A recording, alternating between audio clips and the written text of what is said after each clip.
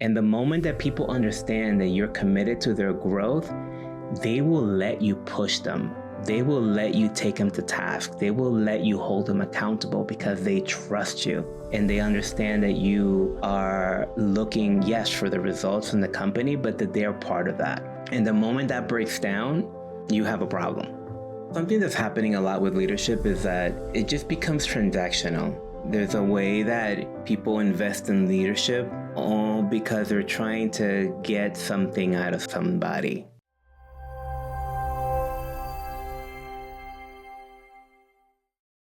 Whether you want more innovation more easily, you're feeling burnt out or overwhelmed, or you simply know that something isn't quite the way you know it can be, you are not alone.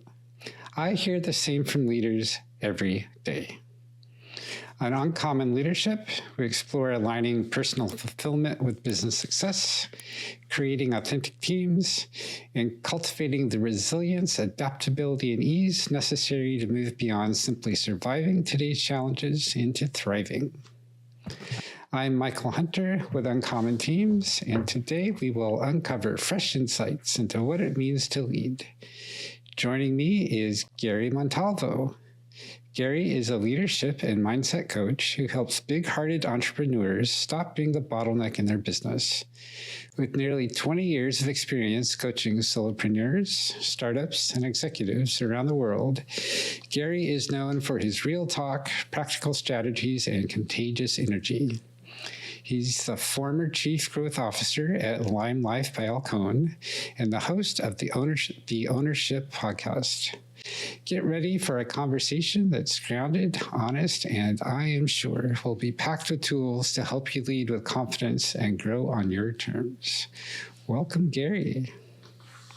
Thank you so much for having me. I'm so excited to be here and having a podcast host myself. I know what it means when you bring somebody in and the vetting and the preparing and all the work that goes to it. People think this stuff is really easy, but it's a lot of work. So thank you so much. I really appreciate you doing all that work to have me and share me with your people. Thank you.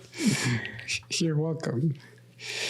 And let's start off, Gary. When did you first recognize that integrating your whole self and bringing that into everything that you do might be a valuable approach? Oh, man. So my first career, I was an art director. So I was an art director at Sony Music at the age of 22.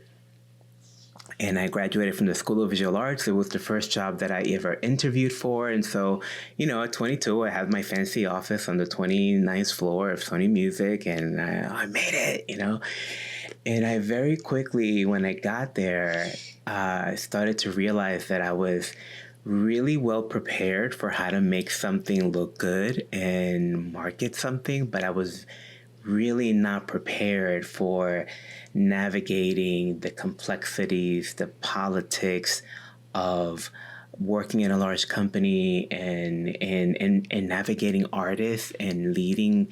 I would part of my job was to art direct the photo shoots.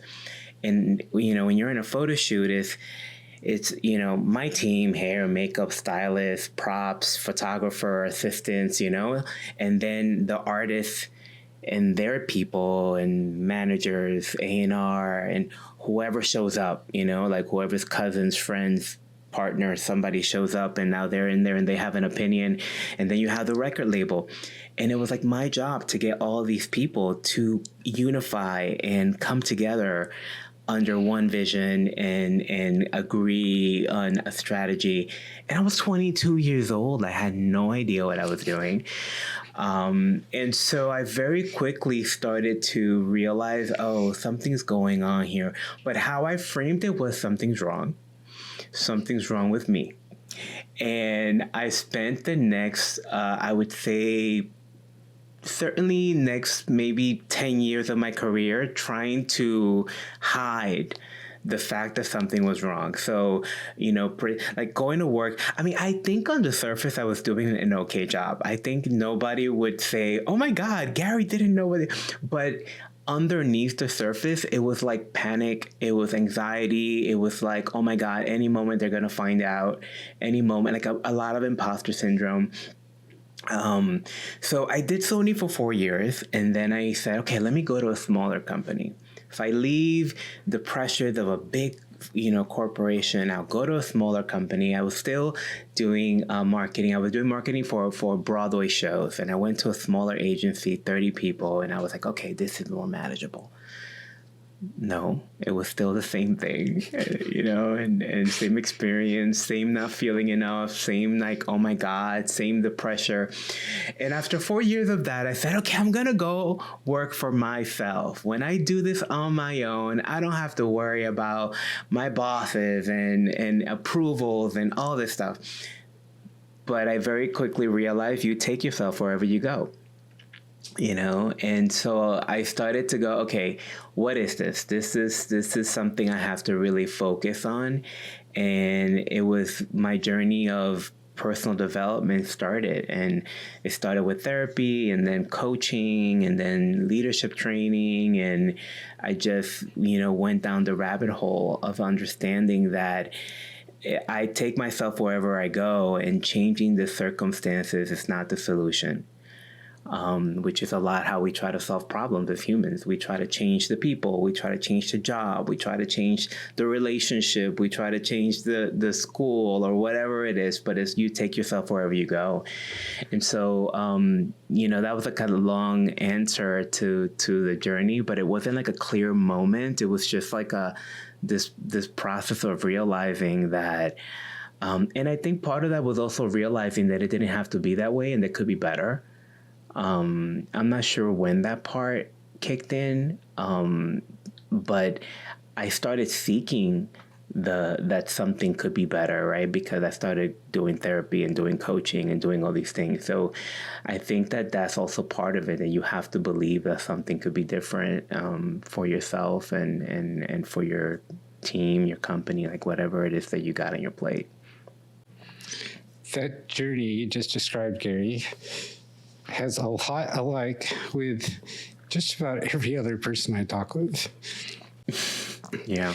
We think that, this person's CEO or founder of this big important company, or is starting up this little company that's having such an impact in their community, they must have it all together.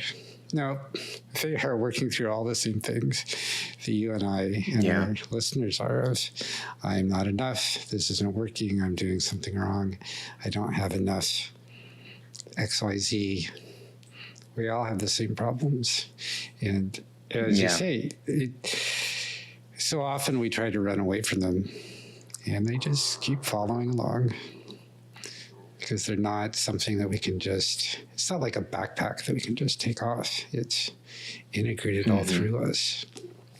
And we have to detangle and dissolve all of those tangles to be able to fully move past. And of course, we can never find every single one. So it's always going to be a thing. It can become less and less and less active in driving us if we're willing to do the work, as you decided you were willing to do. So what helps you realize that things could be better, could be different, and it was worth it to you to do the work you knew it would be to move towards that goal? I'm trying to think back and remember, because of course, you only remember the highlight reels. I think what had me take action was more of desperation, right? Like it was like this feeling of like, I'm drowning here. I don't know that I knew that it could be better at that point, if I'm being honest. I'm trying to remember. I think what I knew was that I recognized that I needed help. And I guess on some level, I recognized that I could be helped, right? Because otherwise, I don't know that I would have taken the action.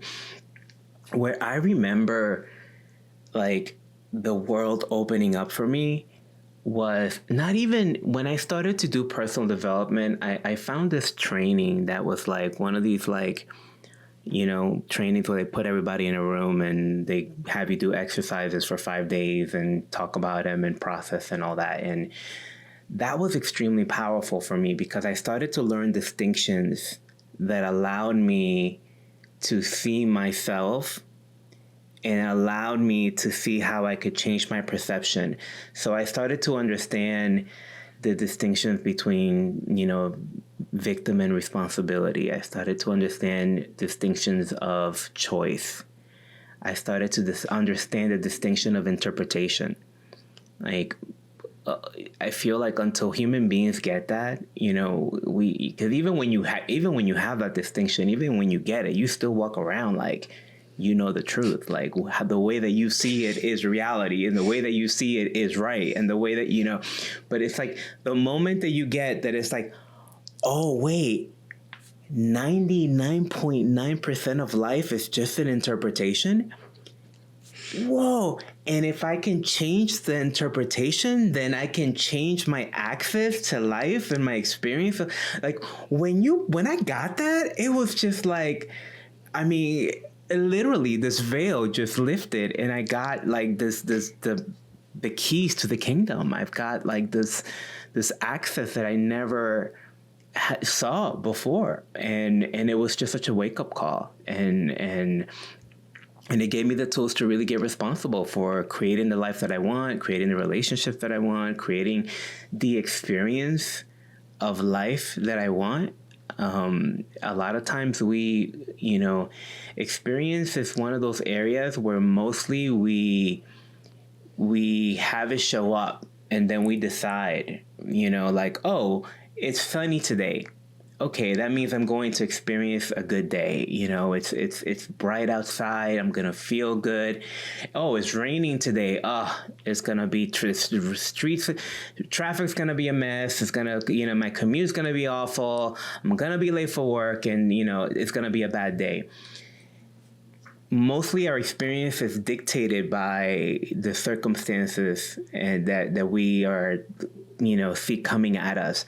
But when you start to get these distinctions that we're talking about, you really can say, oh, it's raining and I can still choose to have an amazing day.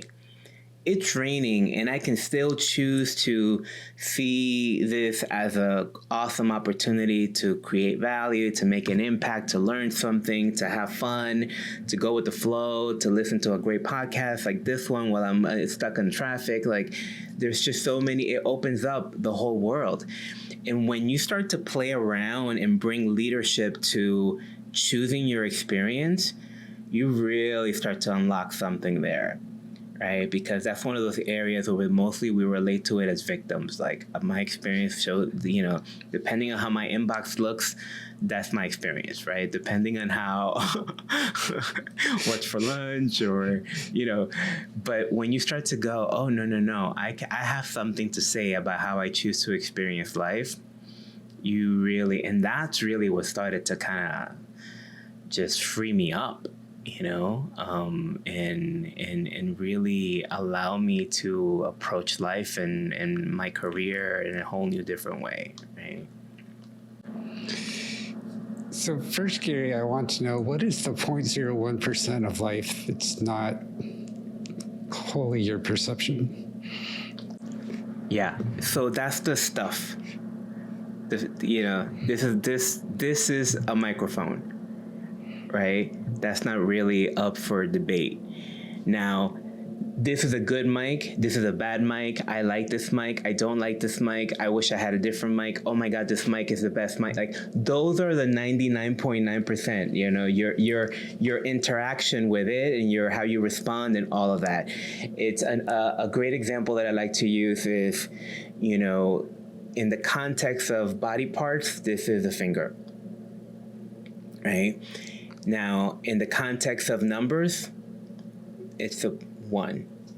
In the context of directions, up. In the context of a restaurant, check, please. In the context of a computer, it's a tool. So this hasn't changed. But when I change the language around it, well, now I interact with it differently. Now I see different opportunities. Now I see different ways of responding. So the 0-1% is the physicality, the actual stuff that is like, reality. Now I also want to say some of that is interpretation as well, right? Because this is a microphone, it's a social construct, right? We decided that this was a microphone and that this is what we decided.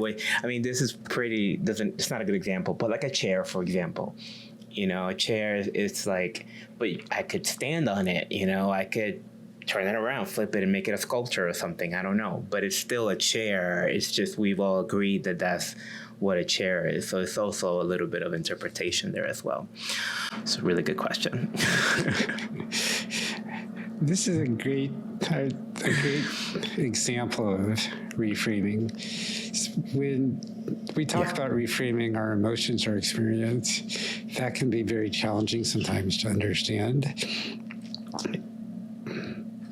A, that it can even is possible, and then B, that like how to do that and what it means. And there's all these other expectations and beliefs and assumptions that come into that can make it really challenging to understand how this horrible situation I'm in could be reframed into something positive.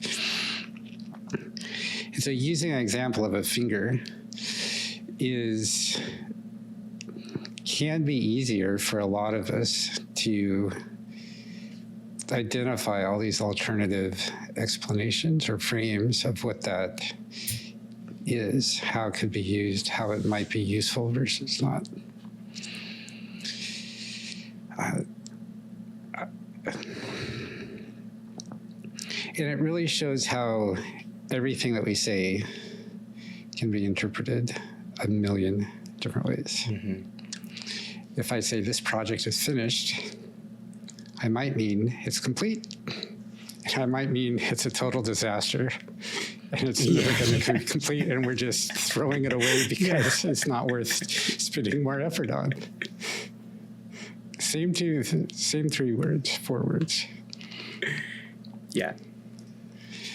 So what has helped you have the perspective to reframe your experience over and over and over?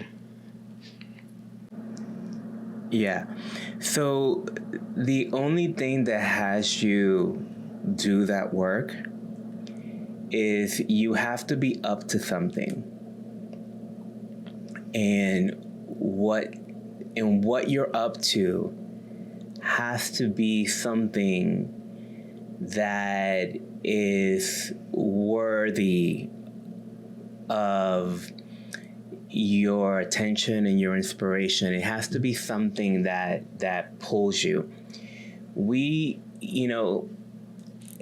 Life is hard. We have challenges. We have obstacles. The things that keep us going is that you've created a game, a vision, a goal,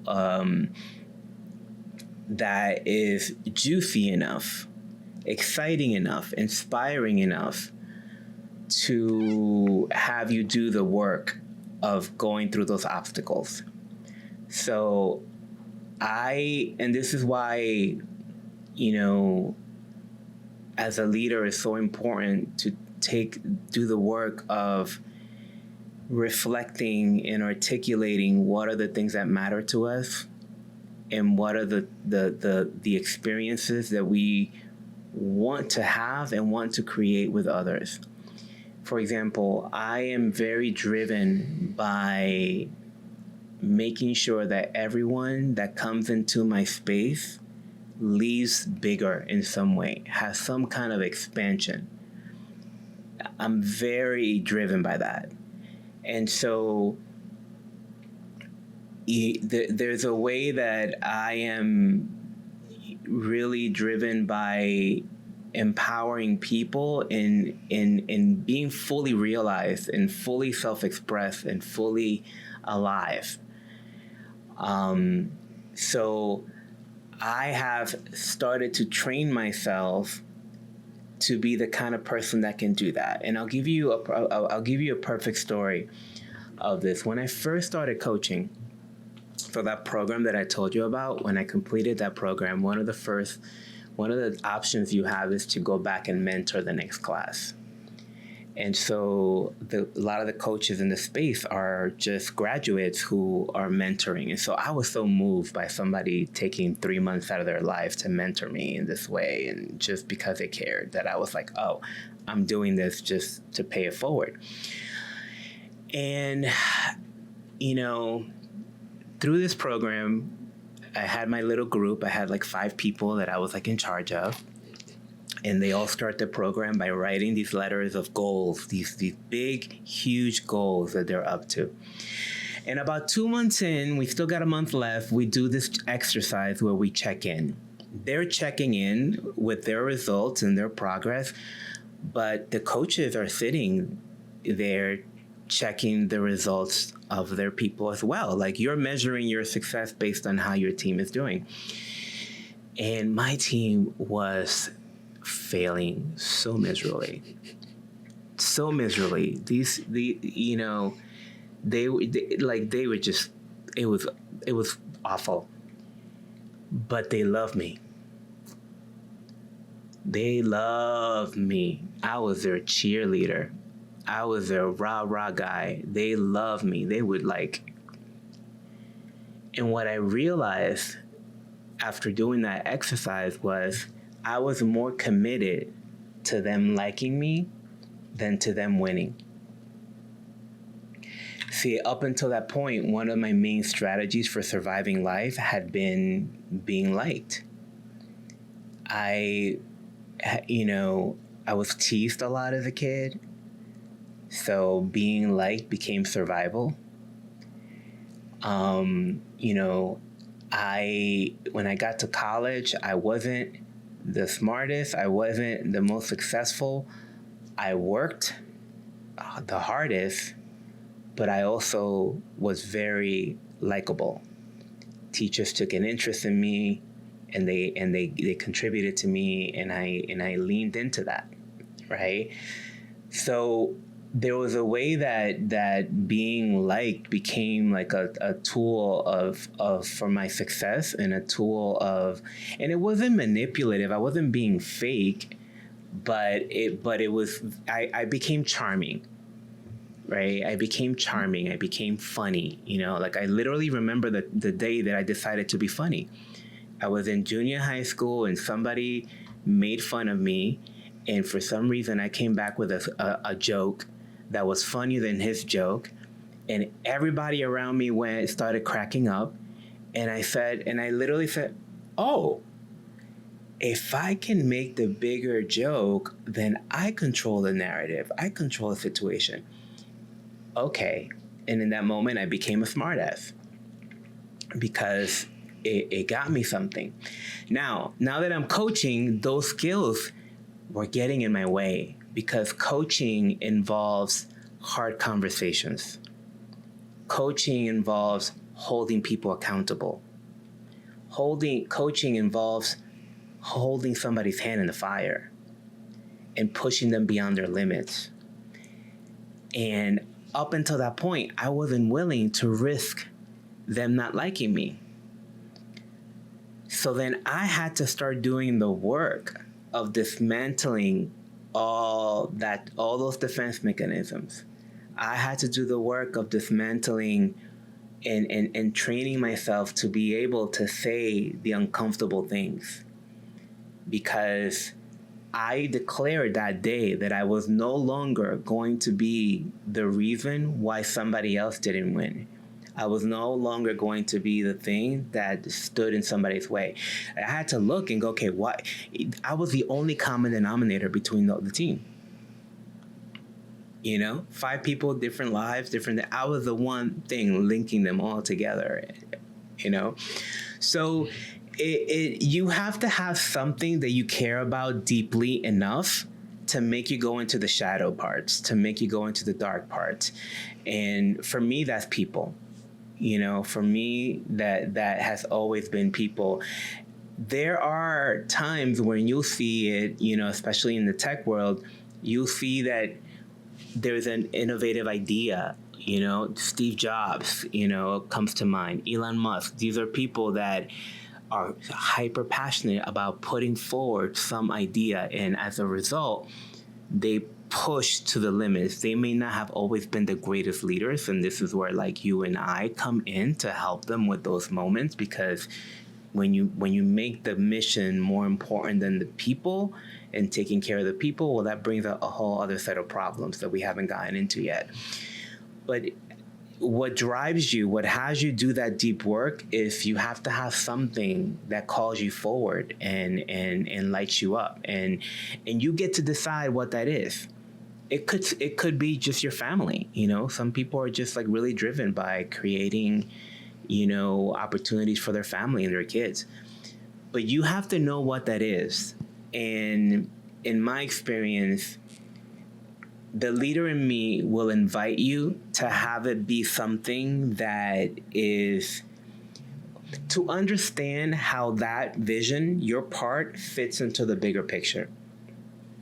Even if it's like, oh, I just want the world to be better for my kids. Okay, well, how does that ripple? Who do your kids get to become in the world? What's the impact that your kids get to have in the world now? What kind of leaders do they go off and be because of the work that you're doing with them now? Like, you have to understand how it fits into the bigger picture, because then you can really understand the ripple effect and understand the opportunities that are really available in that moment. Right?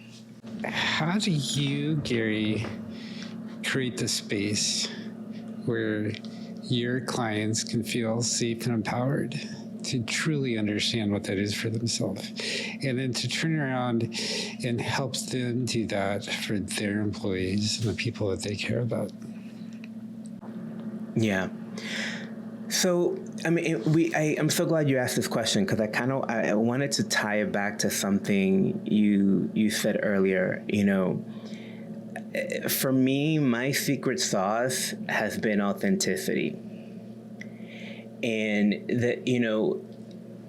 I think the world has changed a lot. When I first started coaching, we didn't live in a world where we demanded authenticity from people, right? Now we live in a world where we demand it. The moment that we don't feel someone is authentic, we hang them out to dry, right? It's not someone we want to follow. It's not someone we want to lead. But it wasn't always like that, and it wasn't like that for me, because if we started talking about how leadership, one of the ways that people learn leadership is they try to emulate what other leaders look like. They try to go, oh, that person is a leader, so I'm going to try to do it like that person does it. But when you're doing that, mostly you feel fake and you feel inauthentic and you feel like me at my old job. Like, what am I doing? Every day I showed up to work, I wasn't sharing that, oh my God, I'm freaking out every day. I didn't have anybody to talk to about that. If I knew that my boss dealt with something similar, well, now I could have had somebody to actually share that with, and who knows what could have happened for me? Who knows how my life would have looked differently? I mean, my life is pretty awesome now, but you get what I'm saying. So I think that, for me, the way that I do that is I'm just a champion of authenticity. I'm a champion of sharing the mess, sharing, the biggest way that I create safety for people is by not pretending that I have it all together, and by being extremely honest about the fact that I don't. And when I don't have an answer to something, I don't make it up. I go, I don't know, but we're going to figure this out together. Right? One of my biggest leadership moments was very early in my career, when I was starting to master public speaking and getting on stages. I would get on, these stages. I would get in, start workshops or whatever it was, and I would be nervous because, again, I was sitting here pretending that I'm like, oh, I'm a coach and I have it all together and I know what I'm doing, and um, I would start to sweat. And I don't have any hair, so the sweat would just start dripping down. And I'm a sweater. Like, I am, like, we're talking about, so I'm wearing these suits because I'm pretending to be somebody else, right? I'm pretending to put on confidence. So I'm wearing these suits.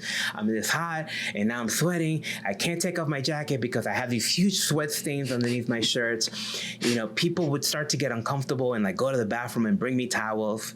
You know, I literally have puddles of sweat because I would have to kind of like do this and just like kind of dump it on the floor there. And then I'm like literally slipping and sliding on the floor in sweat. It was like, and the whole time, Michael, I'm sitting there pretending that I'm not sweating.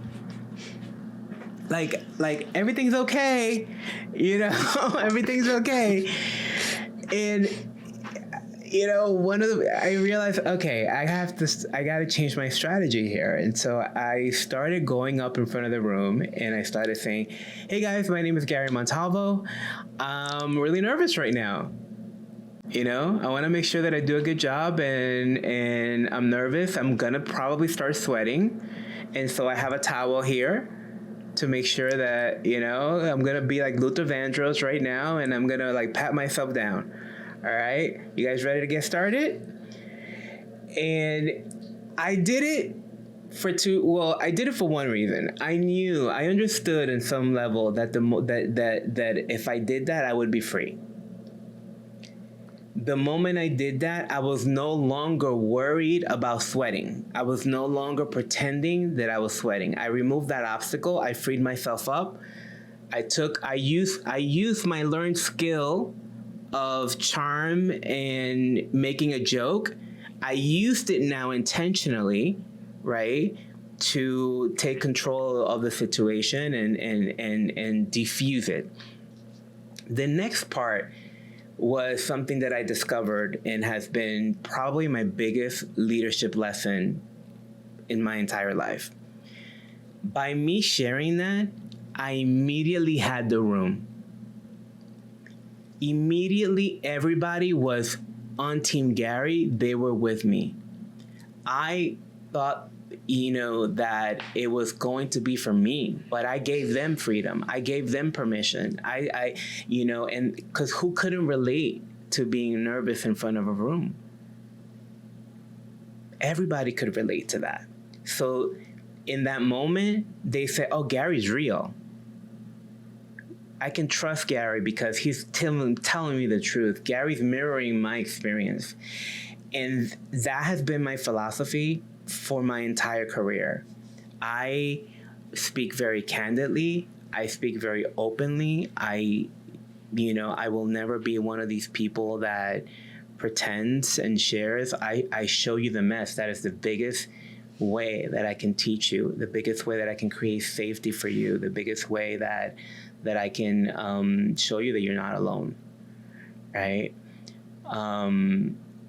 So that's how I do it, and I think that ends up being contagious.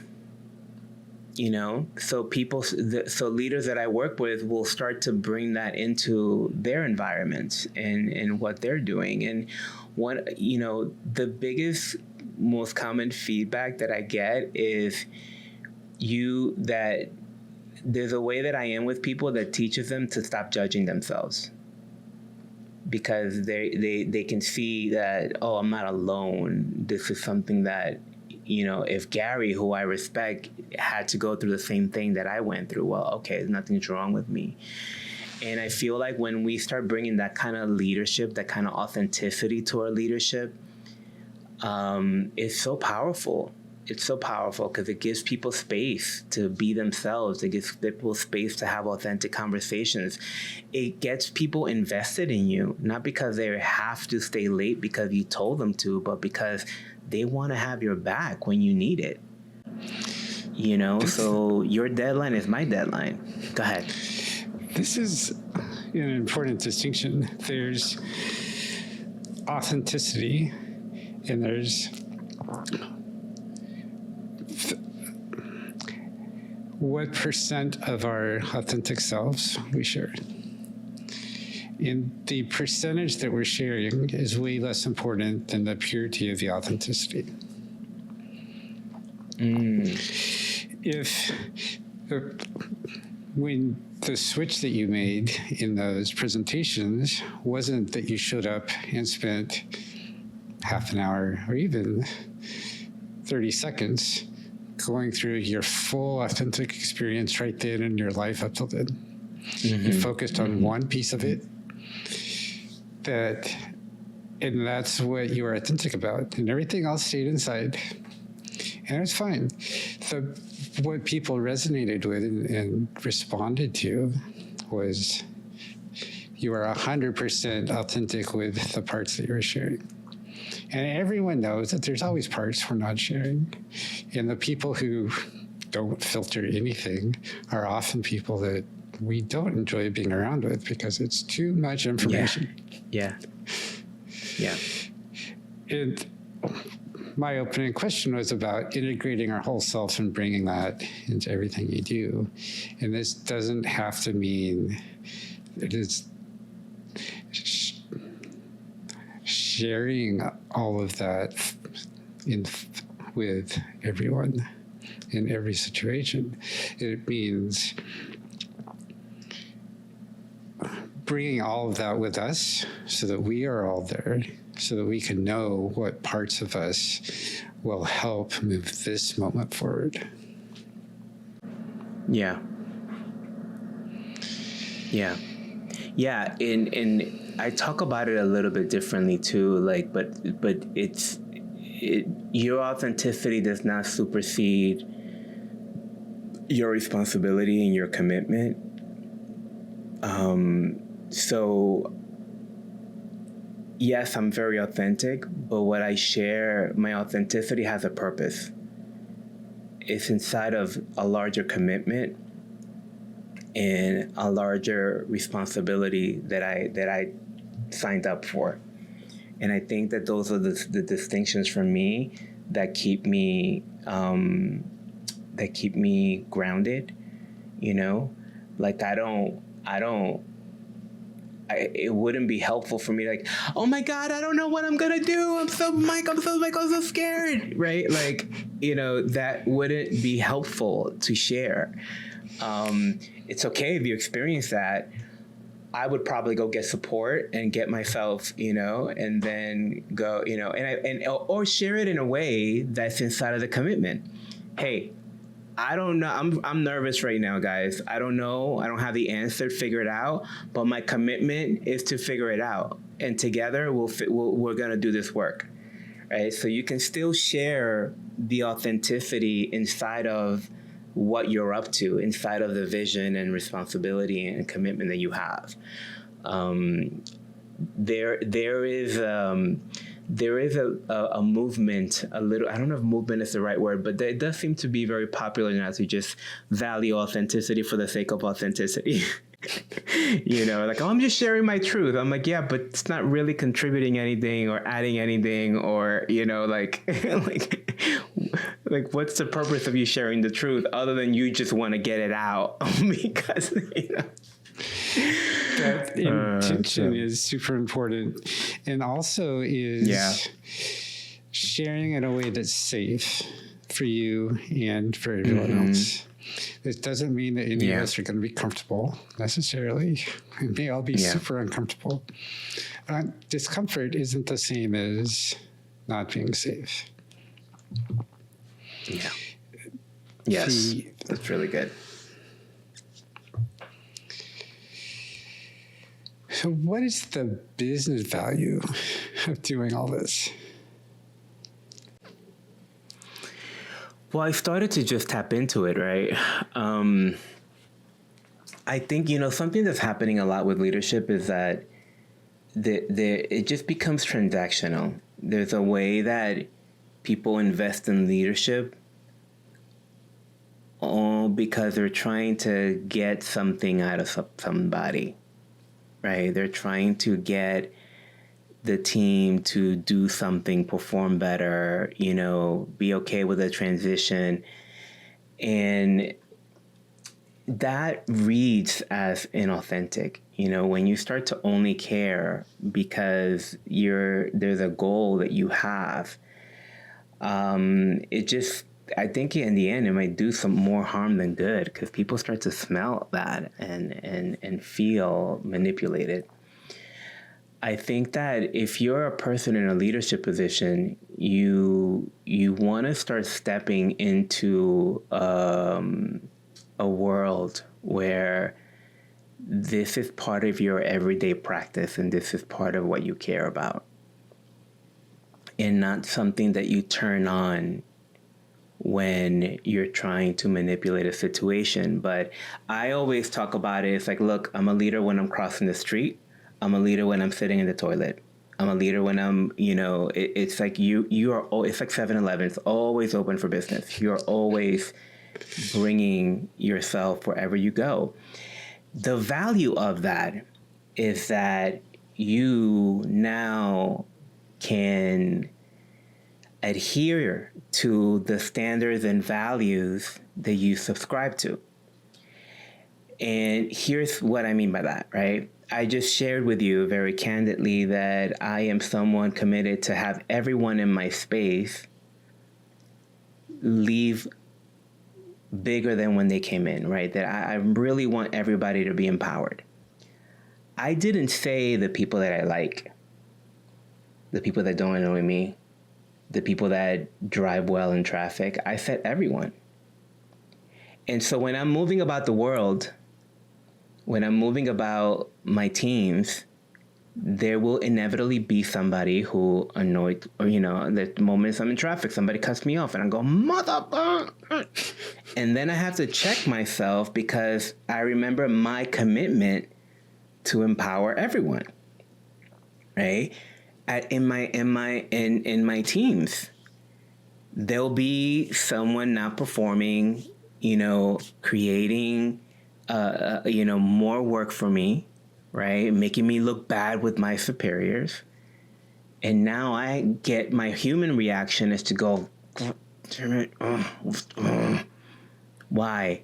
I explained this to you. You didn't do it like I told you to do it. Blah, blah, blah, blah, blah. Human. The leader me approaches that differently and says, okay, what's going on here? We had this conversation. It didn't go that way. Where was the breakdown? What is there for me to learn in this situation?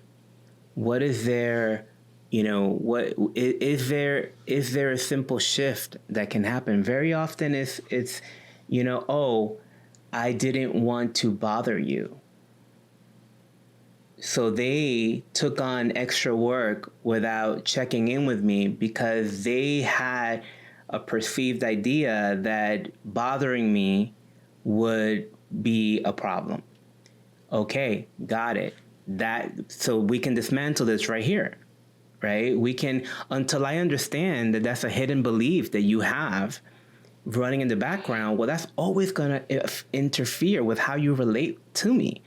But if I just approach it from my humanity and not from my leadership, then I could have possibly lost a team member that could have been rehabilitated. I could have, saved the company God knows how much money, because we're not making these mistakes. I could have saved HR having to get involved.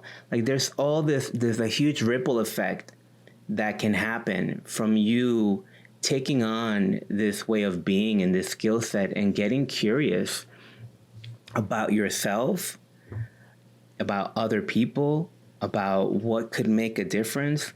And yeah, you're going to get annoyed because it's human, but then put that annoyance aside and get present in your commitment. And my commitment, again, is always to leave people empowered. So how can I bring that to this situation here? Your commitment may not be exactly that, it could be articulated differently for you. But even if your commitment is to efficiency and getting accuracy, same thing. I can have a conversation with you because you're annoying me. I can have a conversation because I'm judging you for your lack of performance, or I can have a conversation with you because I care and I want to support you in being more effective at your job. same conversation, but for you, the experience is going to be very different. It is much more fun to have a conversation about how can I support and empower somebody than it is about how can I reprimand them and get them to like. Those are going to be completely different experiences for you. It's going to be a completely different experience for the person you're having the conversation with. Okay, completely different experience. Same thing. Finger, we just changed the conversation around it. We just changed the context around it. And so when we bring that type of leadership, I think just it opens up the possibility for so many things. And ultimately what happens is people understand that they're being invested in. People understand that they're being taken care of, and that that conversation you had was for my growth. And the moment that people understand that you're committed to their growth, they will let you push them. They will let you take them to task. They will let you hold them accountable because they trust you. And they understand that you are looking, yes, for the results in the company, but that they're part of that. And the moment that breaks down, you have a problem. And it's all these interferences that are preventing the company from doing everything that it wants to be doing. And yeah, the tiniest one that we can remove will make an enormous difference. And if we manage to remove 2 or 3 or even 5 or 10, then oh my gosh, the difference is exponential.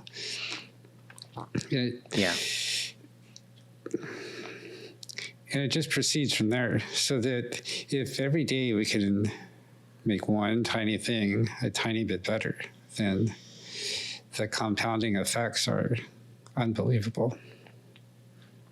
Yeah. This is a lot of change to work this way, to bring into our companies. It brings a lot of uncertainty for ourselves, for boards, for our employees, and oftentimes a lot of overwhelm. And it's not happening just at work. We're getting this from all the rest of our life these days as well. How do you help people find their way through all that? Yeah, we create a transition plan. You should absolutely not move all the furniture around in the house at the same time. Like that would just it would, even if it would create absolute chaos for you. No, you find out. You look where the biggest opportunities are that are going to have the biggest impacts. What's the low hanging fruit? What's the areas that, and every company's going to be different. Sometimes you need a department. Sometimes it's a particular leadership position. Sometimes it is cultural. Very often people will start. When people will bring me in and they're like, "Fix my team," and I'm like, "Okay." And then very quickly, I'm like, well, no, you have to be part of this process too. I'm not going to sit here and coach your team without coaching you. Like, they're like, my team's always late. Well, you just showed up late too, and you didn't acknowledge it. So yeah, you're absolutely communicating to everybody that it's okay to be late. So no, it 100%, and you just have to be strategic about it. Obviously, the operations of the company have to keep running and have to keep working. So, but you look to see, you create phase 1, phase 2, phase 3, and you roll it out. It should not be something that you try to do overnight.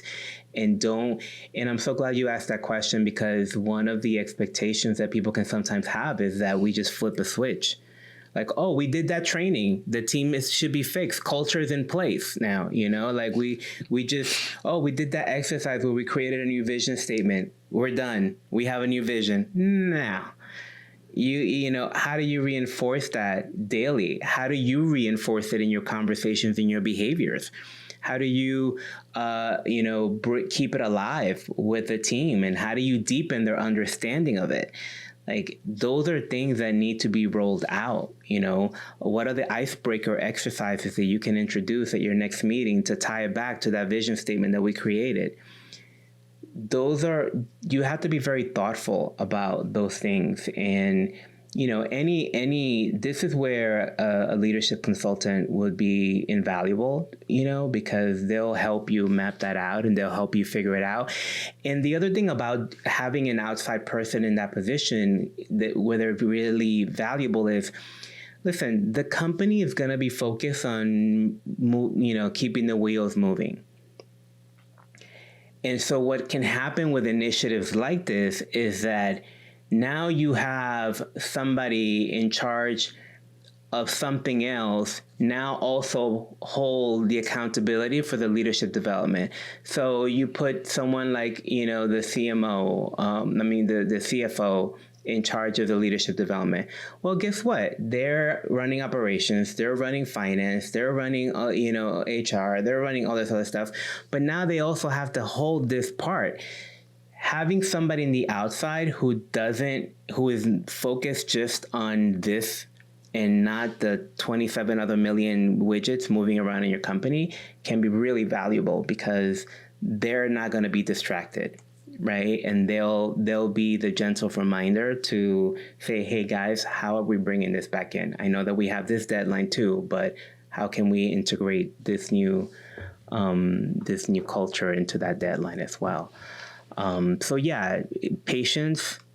Don't expect it to be something that just happens overnight, and you just got to create a transition plan. You got to figure out which are the parts that need to move first, and when is it appropriate to move on to moving the other furniture. Don't just, I always give people, whenever I'm giving people new job titles and more specifically new ways of being, at a minimum I give them 3 months of like reinforced coaching before they can fly solo, is what I'm trying to say. Like, before that I can hold them accountable to that new accountability. Because if they were doing nothing but sitting there and focusing on leadership training, then maybe that could be shortened. But if they're flying the plane, building the plane, making the wheels move in the plane, and now we have to recontextualize our leadership and our culture, and it's a tall ask. It's a tall ask. And it's not that we have to understand what all or any of this is going to be up front. Some people do really well having the whole plan laid out and knowing step after step after step. Even if that plan were to actually continue to be accurate all the way through, and even if we do have that big plan, really big if, it doesn't mean that we have to be,